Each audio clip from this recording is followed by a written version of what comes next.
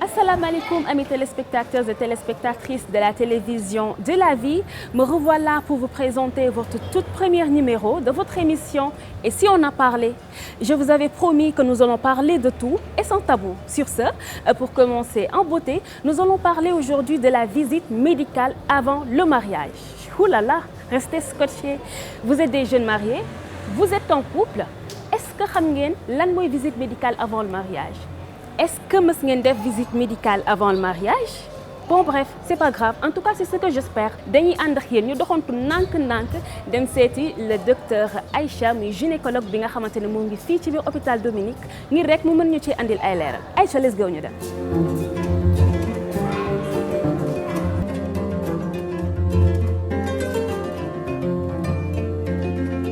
Nous revoilà amis téléspectateurs comme nu ma leen ko waxee woon maa ngi nii ci biir hôpital Dominique ñëwoon seet si rek le docteur Aïcha Diagne Dramé du ma def rek lu dul bàyyi ko ak yéen mu daal di présenté wu asalaamaaleykum docteur. Waaleykum salaam, ça va bien? Ça va, alhamdulillah. Bien, merci. D'accord. Moi, c'est le docteur Aïcha Diagne Dramé. Je suis gynécologue du district de Pikine. Voilà.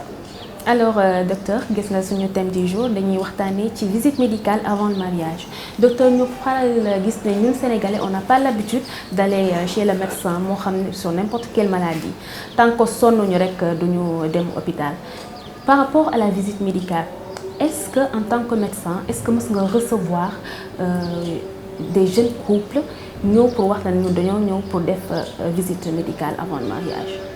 Alors là vraiment benn xaw ma ñaari yoon laa mën a wax ni laa mos a recevoir des patients yu ñëw avec seen conjoint pour pouvoir faire comme vous dites visite prénuptiale. Prénuptiale, voilà. Alors docteur. C'est vraiment rare en fait. dëgg la lan ci sa xalaat lan moo waral loolu nga yaakaar. En fait on pourrait dire que ñun au niveau de suñu société. moo ñu permettre loolu xëy na suñu religion il y a beaucoup de tabous.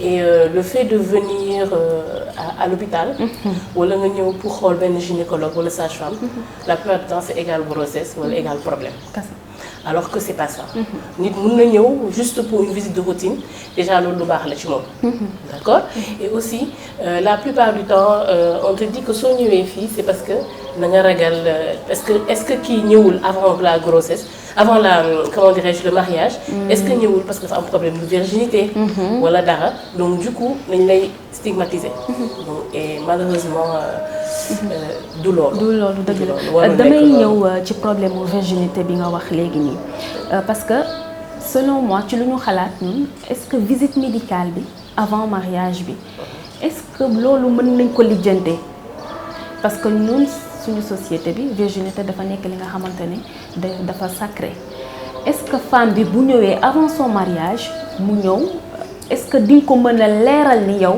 ndax moo ngeeg moom wala nekku am ko. Effectivement ci visite bi dinañ ko mën a leeral. parce que en réalité li nga xamante ne mooy affaire bu virginité. c'est quelque chose boo xamante ne les gens comprendre ñu ko torop. d'accord moi ce que je fais habituellement j'ai mon truc j'ai sama benn kii bi ma teg. d'accord et donc su ma ko tegee dama lay expliquer carrément. juste dama lay expliquer par rapport ak membrane bi hymen bi. lan moo tax su fekkee ni am na ko musa laal wala ko musa baaraam wala bis daf dara dama lay expliquer. donc day leer naa ñu et effectivement dinaa jot ay malades ay femmes yu ñëw souvent. pour ça pour vérifier. soit elles te disent elles te parlent des antécédents bu ñu nekkee xale. et tout ça dañuy xaw a stressé par rapport à ça. si dëgg la kon loolu dinañ ci ànd ak yow ndax beneen thème laa ko bëgg a andil moom itamit. alors bu ñu ñëwee ci visite médicale avant le mariage bi yan examen yu am solo rek la couple bi war a def ku góor ki ak ku jigéen ki. donc en fait il y a des analyses à faire déjà il y a des analyses à faire il y a un conseil d'hygiène à expliquer. Il y a beaucoup de choses yu nga xamante ne c'est important la. pour nit ki ñëw def kii comment dirais-je ñëw def ci visite médicale. donc la plupart du temps quand on parle d'analyse mën nañu wax groupage sanguin bi ce groupe sanguin ñu xool ndax am na incompatibilité. ñi nga xamante ne par exemple dañu am registre négatif. seen jëkkër nekk registre positif. après c'est quelque chose à prévoir après accouchement. parce qu'il y a une injection à faire. su fekkee ni bon ça c'est plutôt technique quand on parle d'allonisation. Pour voir su fekkee ni du am rejet maman bi par rapport au nouveau-né. Il y a aussi la sérologie VIH mooy testu sida bi. Sida surtout. Tout ça mu bañ am propagation. pour que nit ki prévenir même par rapport au bébé bi. On a des couples ici nga xamante ne nañu am VIH positif mais ils sont bien traités. ba seen doom amuñu ko. duñ ko am. voilà donc déjà. c'est quelque chose de bien. test d'EMEL pour vérifier affaire drépanocytose tey su ñëwee yow papa ji am drépanocytose. yaay ji am drépanocytose. yaa ngi créé ay SS ay drépanocytose SS. et ces enfants sont très fatigués. si dañuy sonn après dañuy sonn. donc il y a aussi ça. Il y a tout ce qu'il y a comme les infections, il y a toxoplasmose, affaire rubéole, tout ça, c'est pour préparer à la grossesse. Après, il y a aussi les infections. Parce que quelqu'un qui est infecté, le mari ou la fille, la femme, sont infectés, qu'elle soit vierge ou pas, mon infection sexuellement transmissible, même si il n'y a pas eu pénétration. Donc, du coup, il y a une infection. Et donc, au préalable, on traite l'infection. Dans sous grossesse, avortement, donc, c'est quelque chose qui est très important, moi je pense. Important parce que day prévenir éventuel désir de grossesse. pour bañ a am ay yenn gàllankooru kii bi. Maintenant l'hygiène aussi elle est là. L'hygiène il faut expliquer à la femme malheureusement. surtout ñu ne voilà à la femme son hygiène. Il faut que la femme connaisse son corps. savoir mu xam nan la war a toppatoo kooram ba nga xamante ne yenn infection du am. maa ngi wax affaire infection sexuellement transmissible mais il y a des infections banales. da ngay gis kenn koo xamante ne je peux me permettre de le dire c'est un peu médical da ngay gis kenn koo xamante dafay ñëw. jël góor yi. nuyu xaritam alors nu mu demee ça va. dem dugg ci wanag bi. jàpp awra. donc xam nga déjà. am na microbe baa ngi ci le staphylocoque si souvent moom mooy nekk ci porte yi mooy nekk fu nekk. d'accord mu jàpp awra après mu dem sa tuur ndox ba pare dem. donc après su defee loolu mun na le soir su fekkee ne am na désir de rapport ak jabaram et tout. directement lay introduire le microbe. xoolal loolu rek. donc tout ça sont des hygiènes. da ngay te loolu yëpp tamit da ngeen di waxtaan ak couple bi ci bu ñëwee def visite. tout ça c'est une discussion ça peut prendre du temps quand même donc c'est une discussion parce que aussi il y a des gens qui ne savent pas surtout yenn endroits yi nga xamante ne reculé. yi ci bëri xamuñu. da ngay gis benn malade bu ñëw simmi silibam bi sànni ko ci suuf. xoolal ji. Après, c'est un truc d'infection. Et tout ça, c'est une préparation. C'est une préparation pour éviter éventuels problèmes après. D'accord. Problème après. Il y a beaucoup de choses. Il y a beaucoup de choses à discuter. Mais il y a des analyses sanguines. Une femme, aussi par rapport à l'âge, comment dirais-je, dañoo jeune. Il faut que nous rappeler. Ce sont des femmes supérieures à 35 ans. Éventuelle grossesse, il faut préparer parce que il y a un moment donné, il y a un risque d'hypertension, il y a un risque de diabète. Tout ça, c'est une préparation, mis à part le bilan sanguin que l'on doit faire. Léegi bu ñu tegee de côté la femme ku góor ki yan examen moom tamit la war a mën a def. D'accord. Les examens sont à peu près les mêmes. D'accord. On fait la même chose que ce soit chez l'homme ou chez la femme. D'autant plus que góor gi mën a am infection. te li mën a def transmission. lay def. parce que j'ai mis en exergue la femme à faire une grossesse préparée mais la grossesse ñoom ñaar ñoo ko bëgg. donc ñoom ñoo désiré am doom. mais ku góor ki mun na am infection. mun na am VIH. mun na am drépano comme ni ma expliqué le couple problème de drépanocytose. mun na am beaucoup de choses donc moom tamit da ngay wax ak moom. c'est vrai da ngay wax ak moom. ak d'autres malformations parce que da ngay am ñoo xamante ne dañuy am transmission génétique. ñi nga xamante ne dafa am nanisme seen cœur et tout ça. ce sont des choses da ngay di expliquer. risque bi et tout ça donc il y a beaucoup de choses. surtout sëy entre famille. c'est entre famille. là aussi nañ ko war a wax parce qu'il y a beaucoup de risques de malformation su fekkee dafa am sëy entre famille. d'accord léegi ñu gis ne tamit couple bi dinañ marié. def 3 ans duñu am doom est-ce que bu ñu ñëwoon def ci visite avant le mariage bi est-ce que problème yooyu luñ ko teel a diagnostiqué mën ko utal solution. Effectivement, comme je dis, donc je pense que thème c'est un thème qui est assez important. Donc du coup, je me dis que effectivement, nit mën na am su ñëwee avant, par exemple, concernant l'homme, puisqu'on parle de la femme, on parle de l'homme, dafa mel ni voilà. D'accord. Donc quand on parle de l'homme, un homme, il peut avoir des problèmes sur le plan sexuel. Il peut avoir des problèmes sur le plan, je veux dire, le spermate, le liquide. Donc, du coup, on peut faire un spermocitogramme pour vérifier, en fait, su fekkee ni moom dafa am problème. D'accord. Mun nañ def un examen pour vérifier que tout va bien. Et que au cas où mu am problème, su boobaa dinañ mën a prévenir xam nan la ñuy def. Mun na am infection aussi mun na créer problème. Mun na créer problème au niveau de la spermatogénèse. Donc du coup c'est nécessaire ñu def ay analyses pour vérifier. Mais d'habitude il y a un examen standard que l'on fait. Et au fur et à mesure s'il y a des signes d'appel yi nga xamante ne moom mooy tax mu ngi dem gëstu loolu. gëstu ko. Voilà, ça se passe comme ça. Voilà. D'accord. Léegi docteur ñu bàyyi la rek nga wax ban conseil ngay joxe ñi di nga xamante ne ñoo ngi préparé pour marier wala sax ñoo ngi ci néegu sëy tey ñu am ay jafe-jafe surtout nag te dañoo nemmeeku ne la femme du cause problème mais ku góor ki pour mu ñëw hôpital c'est tout un problème lan nga ma mën a waxal ñu xale yu góor yooyu. léegi yaa ngi leen contre. wala leen contre ba tey xale yu góor yi la contre ba léegi. D'accord, en fait c'est ça comme je dis c'est le conseil déjà ce que vous avez fait moi je trouve que c'est très bien. Ça la médiatiser. Expliquer aux gens que ni en réalité il faudrait que ñu ñëw hôpital pour xam li xew. pour xam seen bopp. D'accord. Nous en tant que disons sénégalais je dirais même africains on a tendance à venir hôpital. quand il y a problème.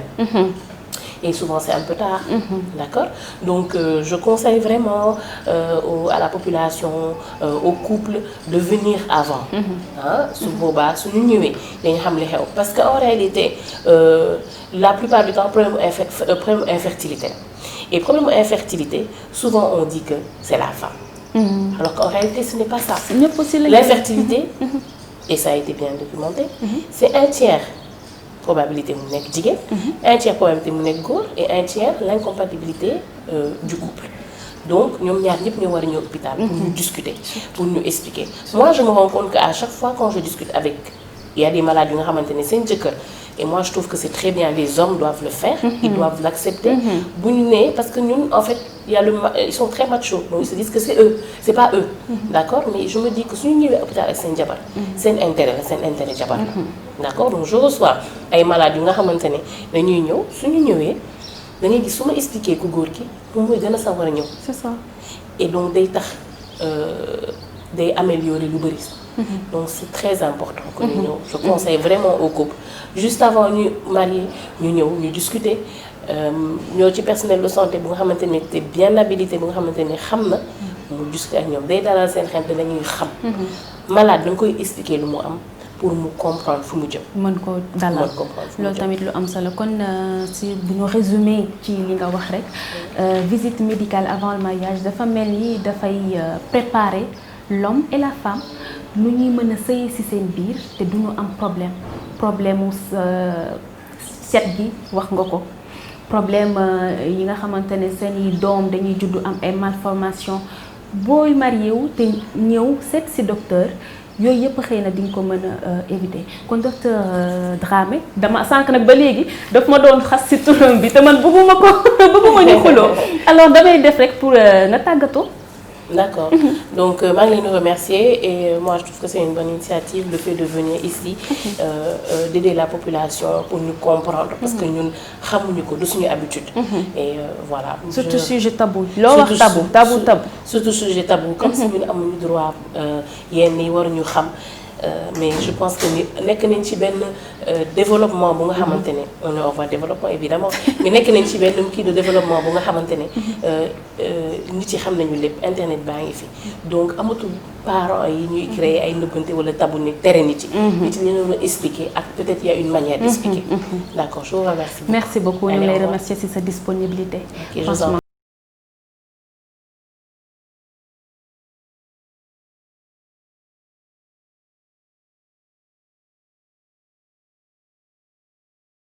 Restez scotché ndax déggul ngeen docteur Aïcha la mu wax ci visite médicale avant le mariage waaye man damay centré lépp sama xalaat dama koy centré ci xale yu góor ñi yéen laay waxal et l'habitude ngeen yi dem seeti kër docteur parce que de là problème yu bëri yi nga xamante ne yaa ngi koy am si sa biir néegu sëy di nga ko mën a résoudre waaye duma fa yam ndax rek damay dem seeti benn conseiller benn journaliste bi nga xamante ne xam-xamam dafa màcc loolu ci wàllum santé ñu koy wax le professeur Mbagnick nekk fële si Oxygène ngir rek mu mën ñu ci andil ay leeral si suñu thème.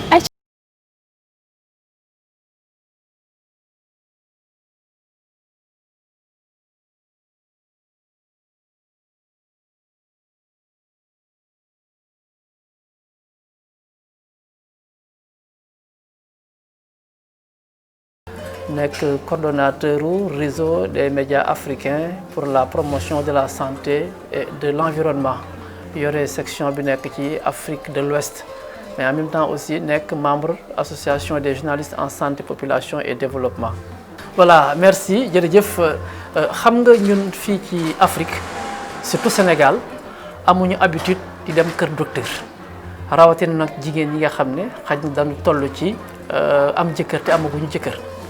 ndax loolu moom mooy erreur bi gën a mag ndax tey jii xale bu jigéen boo xam ni jóg nga dem kër docteur rawatina fa nga xam ne dañu fay yëngatoo ci wàllu pajum jigéen bu la nit ñi gisee am na beneen fuñ lay dëkkal loolu defe naa ne lu ñu war a mën a dindi la ndax loolu du suñu culture maanaam du suñu aada donc am na ñoo xam ne dañu yaakaar ne bu ñu waree dem seeti sage-femme wala gynécologue day fekk ñu am jëkkër te mën nañ jàpp ne xale muy jigéen ba mu juddoo ba keroog muy génn àdduna moo xam day màgget war na mën a seeti gynécologue wala sage-femme dina am solo trop surtout jamono ji nga xam ne bëri na ay feebaru néegu sëy nag mën nga bañ a sëy ba pare am ko ndax infection boobu bu fekkee am na mën nga ko jële ci sa njiitlaay xaj na boo ko weeree ci biti poussière bi mën na ci naaw dal ci te bu ci dalee it mën na la indil infection ak yenn xeetu infection yoo xam ne du caageenu jigéen bu am rapport ak góor rek moom mooy am infection yooyu mais infection yi bëri na de telle sorte que nag jigéen bi nga xam ne tey jii xaj na jànq la sax war na mën a dem seeti sage-femme.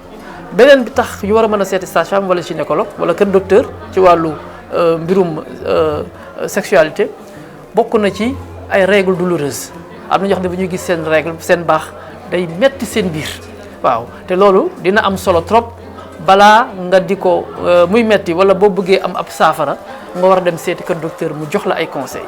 beneen bi aussi bëri na ñoo xam ni bëgg nañu fa dem di wuti ay conseils maanaam ay xalaat gis nañu ay xale yoo xam ni dañuy jàng nekk terminal wala ñu nekk première wala ñu nekk troisième war a def ay exposé ci wàllu maanaam gëstu ci wàllu mbirum sëy loolu bu fekkee demuñu ci kër docteur ba amaan na duñ ci am information ñu bëgg te buñ fa demee it te c'est fa ku dëkk ca koñ ba ku dëkk ca quartier ba di seen moroomu yaay dina doo gis naa doomu diw fa ñuy defee planning wala gis naa doomu diw ca fa jigéen ñi di wasi nekk wala jigéen ñi toll ci gis baax donc loolu mën na nekk loo xam ne da leen di gêner. beneen bi aussi bu ci war a am solo li tax jigéen ñi war a dem comme ni ma ko waxee bëri na ay feebar yoo xam ni ñaar ñu sëy buñ ko amee seen doom day am problème lu ci mel ni par exemple drépanocytose feebar drépanocytose boobu bu fekkee ñaar ñu sëy ñoo ko am mën nañu am forme boo xam ne forme sévère la te boobaa seen doom mën na ci loru bu baax a baax waaw. am na ci aussi yenn feebaru sëy yoo xam ni ku ko am boo demee def test yi buñ la traité war nga mën a mën nga am solution. am na si ñoo xam ne aussi seen deret wala seen mënuñu ànd ñooñu tey jii bés bu ñu nee ba sëy mën nañu bañ a am doom donc loolu aussi boo demee ba def test war nga mën a am ay solution donc tey jii war nañu mën a képp koo xam ne moo xam jigéen la moo xam góor la nga nekk ci ndaw nekk ci buntu sëy war nga mën di fréquenter ji hôpital kër docteur ñu leen di xool bu baax a baax mais nag comme ni ma ko waxee Sénégalais ñoom amuñu habitude tant que feebaruloo bay darngu wala seen waa kër di la gàdd di la yóbbu nga dem hôpital mais am na yoo xam ni dañ ko war a mën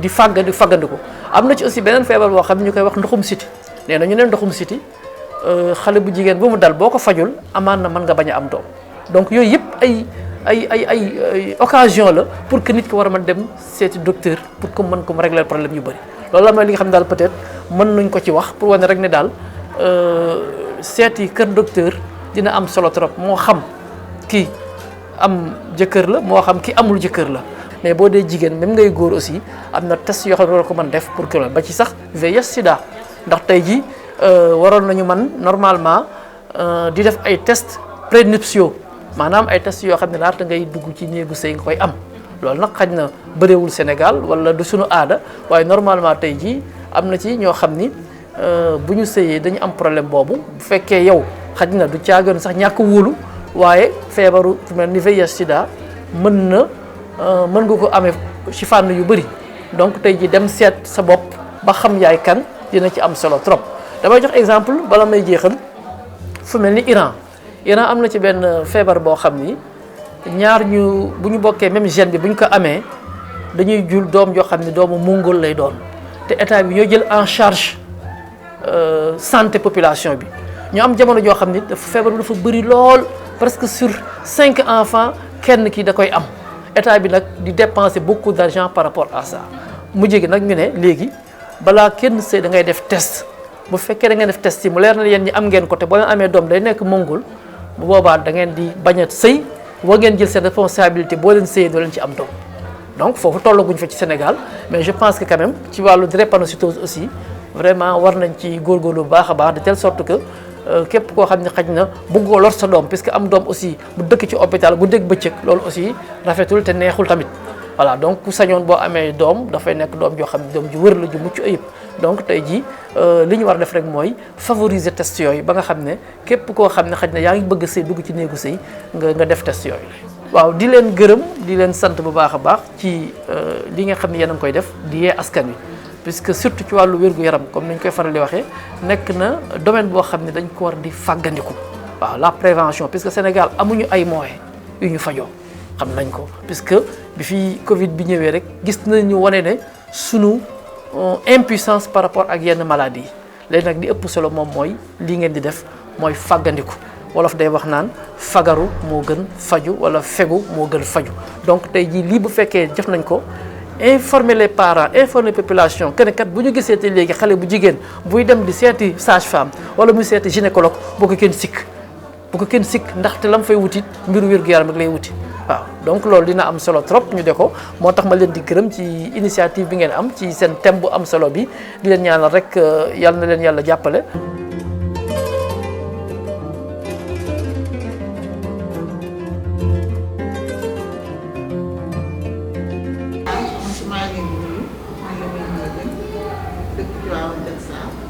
man maa ngi tudd Dieynaba Touré nekk fii ci maison de la femme bi.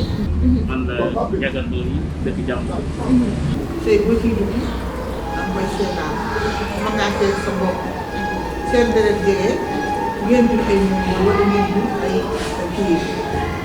kii nga xam ne mooy ñu xonk ñoom ñu xuule loolu lépp la ciy sëy nga sëy ki nga xamante ni tamit seetoo sa bopp seetul boppam fekkoon am na doxum si bopp day wàll parce que da nga am sa ñaari jabar kenn ki am ko kenn ki du ko am ki ko am nag yow mi nga xam ne yaay ko góor gi yow yaa ko wàll ci ñoom moo tax nga ko am te léegi def naa ni ñëpp a ko am am na ñoo xam ne bu ñu ambee bonus day loolu seen biir am ñoo xamante bu ñu juddoo day rocceel mel ni naan wala du ëndaale sax bakkat loolu lépp ndox mi dee koy moo tax boo duggee ci sëy ki ngay séyantee na ngeen waxtaan ba d'accord su fekkee ne nangu na ngeen xam ne seen bopp.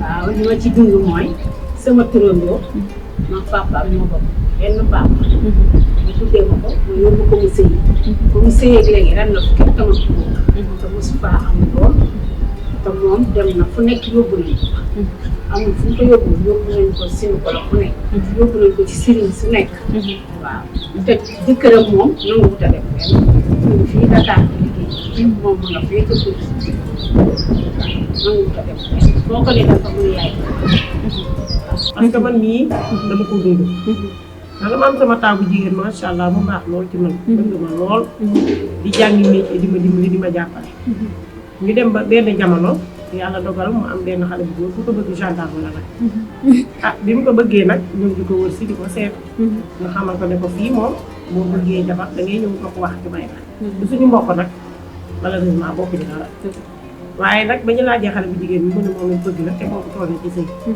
ah ñu daal di dox soxla yi daal di ko koy may yàlla dogal na ñu ngi ko maye woon depuis 2014 ba ren jii ñu nekk 2020 yàlla defal ko fa mu am fa doom man sama doomu ndey loolu daal na ko parce que lépp li ko waral daal moo ñàkk dem saytu kër docteur avant ngay dugg ci sëy bi am na ñoo xam ne nag it ba lu ñoo dugg ci yow dinañ la proposé yow ku jigéen ki ngeen ànd dem hôpital seet seen bopp bu ngeen àndee seet seen bopp kooku la gën ku nekk nga xam ne loolu nga àndal ku nekk nga xam ne yow lii kat mooy sama programme bi sëy léegi boo ko yóbbee ci benn docteur bi ne ma dañ ko war a opérer parce que dafa amee kyste ba ma defee affaire opération yeeg yëpp ba dara desul du opéré ma yóbbu ko ci sama beneen frère boo xam ne gynécologue ñu nekk kaw la moo ko yóbbee mu ne ma xale bi kenn mënu ko opéré mu ne ma kii amul benn problème ci biir ah yàlla dogal nag ginnaaw si gi nag ma dem ci affaire maama ni ndax xam nga ñun ay sénégalais lañu dañuy jaar fii di jaar fii parce que doom yi mu am yëpp dañu am feebaru deret pano bu ñu demee ba am 13 ans rek daanaka xale yi duñu dund dañuy dem loolu nag mu nekk cas boo xamante ni bu ma metti la te xale bi sax ndeysaan mu dugg ci sëy bi bëggutoon mais xëy na dégg ndigal waajur moo tax mu dugg xale bu jigéen bi nag avant muy sëy yàlla dafa dogal mu daan am ay problème yu digg biir yooyu xam nga bu daan mos a gis règle am da daan sonn dégg da daan metti bi ko ñaaru def nekk dañ ma daan wax sax ne ma lii dañ ko war a traité balaa muy sëy ndax tey nit ki boo xasee di dem ci hôpital est-ce que góor ñi dañ ñu am léegi si dangay ànd nit ki sax ngeen toog biir bi yàpp amul doom mun a def ko bi yow demal nga ànd sa jëkkër ñu soo ñëwee da koy naxtaan pour mu dem rek problème te boo demee sax ci ku jigéen ci ku góor gi xëy na dañ ko nit ñi bañuñu ko mais dañ xamul waaw moo tax nag dafa laaj sensibilisation dox naa ci ay jéego nag def naa ci lu nekk nag xale bu jigéen bi dem na ba sëyam foofu neexatul ba fi mu ne dafa ñibbi si sama kër moo tax ma yaakaar ni pour ñu faj ko dafay laaj par exemple ñu jaar ci ASC yi bàjjenu gox yi ñooñu par exemple c'est des gens yoo xam ne ils sont accessibles waaye ay porteurs de voix la yu ñu sensibiliser leen parce que nit ku nekk aussi yaakaar naa ni booy sëy rek ci seen njaboot. Et voilà, amis téléspectateurs et téléspectatrices de Ciblu TV, notre émission tire à sa fin. Tey jii lii rek lañ doon waxtaanee la visite médicale avant le mariage. Gis ngeen ne demoon nañ fële ci hôpital Dominique dem seeti le gynécologue Aïcha Dramé. Gis ngeen ne tamit bañ fa jógee dem nañ seeti suñu conseiller du jour bi rek notre cher tonton muy suñu collègue muy suñu papa tamit bu baax nekk fële ci Oxygène moom tamit gis ngeen ne jox na ci wàllam jox na leen ay conseils à suivre yi nga xamante ne boo leen ko respecté rek gëm naa ni seen biir néegu sëy dina neex lool. C'était tout pour aujourd'hui maa ngi remercier toute l'équipe technique bi nga xamante ne ñoo jàpp ci liggéey bi di gërëm tamit Moussou sama réalisatrice bi. Alors tey jii fii rek la ñuy yem ak yéen di leen jox rendez-vous très prochainement si seen biir émission et si on a parlé nii rek lay xel di demee Aïcha booy